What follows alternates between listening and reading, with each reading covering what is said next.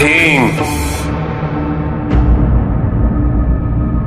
महादेव देव महादेव देव। ये क्या करने जा रहे थे तुम? आपके दर्शन की अभिलाषा थी, किंतु आपके दर्शन नहीं हो पाए। तो मैंने सोचा, फिर इन नेत्रों की क्या आवश्यकता? यदि मैं आपको नहीं देख सकता हूं, तो मैं इस संसार को भी नहीं देखूंगा। और तुम इसे भक्ति कहते?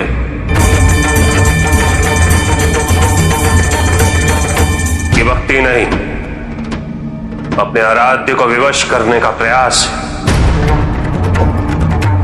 उसे प्रसन्न करने का नहीं। हठ है जो मुझे कभी स्वीकार नहीं। किंतु प्रभु, दशानन ने अपने 9 शीश काटकर भी तो हठ ही किया था ना, और आपने उसे अपना सबसे महान भक्त होने का वरदान दिया था।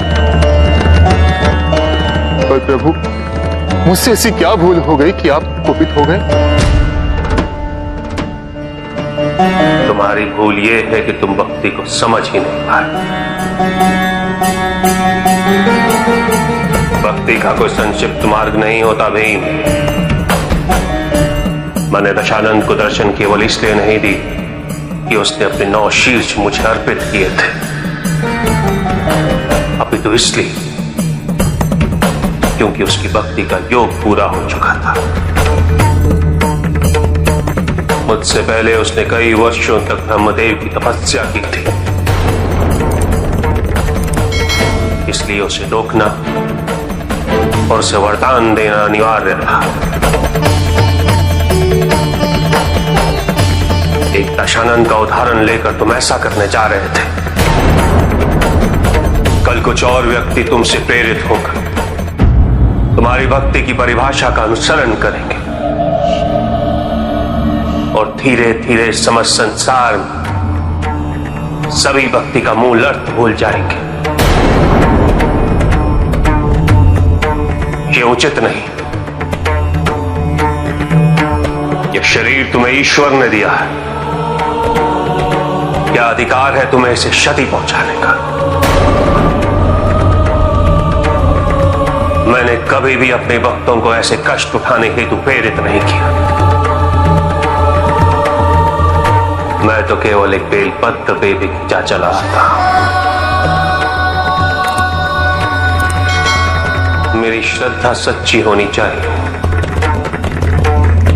मेरे भक्तों को यह समझना चाहिए कि मैं उनको दर्शन उनकी इच्छा अनुसार नहीं, अपितु उनकी आवश्यकता अनुसार देता। से भूल हो गई प्रभु। मेरी इच्छा थी कि शीघ्र ही आपके दर्शन पा सकूं। देव देव महादेव शिव। वो इच्छा इतनी प्रबल हो गई कि वही मेरी आवश्यकता बन गई। उससे प्रतीक्षा नहीं हो रही थी प्रभु, मैं अधीर हो गया था। क्षमा कर दीजिए प्रभु, मुझे इस बात का तनिक भी बोध नहीं था कि आपके प्रति मेरी भक्ति का कैसा अनुपयुक्त उदाहरण स्थापित करने जा रहा था मैं। मुझे आपसे कोई वरदान नहीं चाहिए था, केवल आपके दर्शन करना चाहता था मैं। तुमने जिस मार्ग का चयन किया भले ही वो उचित नहीं है भी, किंतु मैं तुम्हारी मंशा से परिचित हूं। तुम्हारी भक्ति निस्वार्थ, तुम्हारा मन पवित्र है।